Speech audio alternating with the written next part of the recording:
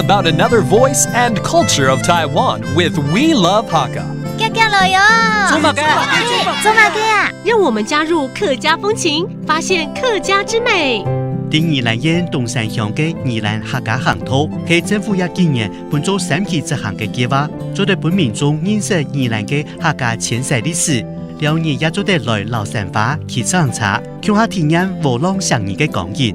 The Yilan Hakka Trail in the county's Dongshan Township is a government project that aims to inform the public about the history of Hakka migration within Yilan.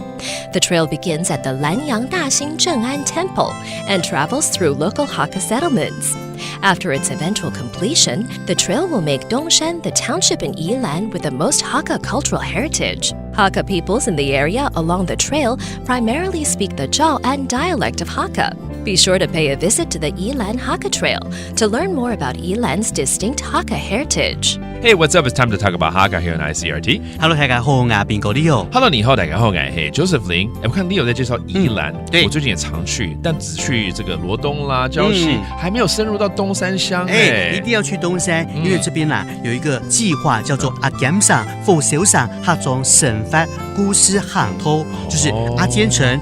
火燒城客莊生活故事廊道，了解。宜蘭的客家人口大概有7萬多，集中在這個東山鄉的大新村、阿堅城、火燒城這些地方，佔了50%。哦，難怪。另外，如果是從信仰的部分那一定要看到這個三山古王廟，是對。全台灣有182間，宜蘭有40間，然後東山鄉有12間。哇，那應該是全台灣密度最高的地方。對，沒錯沒錯，密度最高，200多年的南洋大興鎮安宮鎮安宮就底下片這個叫做火燒城佛小上王亞廟。哦，好特別的名字哦。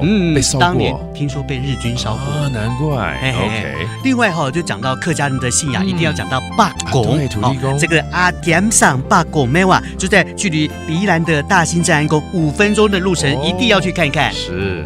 東山鄉的3條主要水圳都是客家人開鑿的，從這邊就可以看出客家人先民當年來到這裡打拼開墾的一個辛苦過程。好，那我們就來教幾個詞彙包括你剛剛講那個 trail 那個航道怎麼說？行頭。And then there are 2 towns that are important with a lot of Hakka population. 一個是阿堅城，阿檢上 and then the other one is 火燒城，佛小上 which literally means a burning city because historically that has happened. Thank you so much for listening. 什麼大家？俺子 say 張來了。客家風情由客家委員會監製。 We Love Hakka has been brought to you by the Hakka Affairs Council.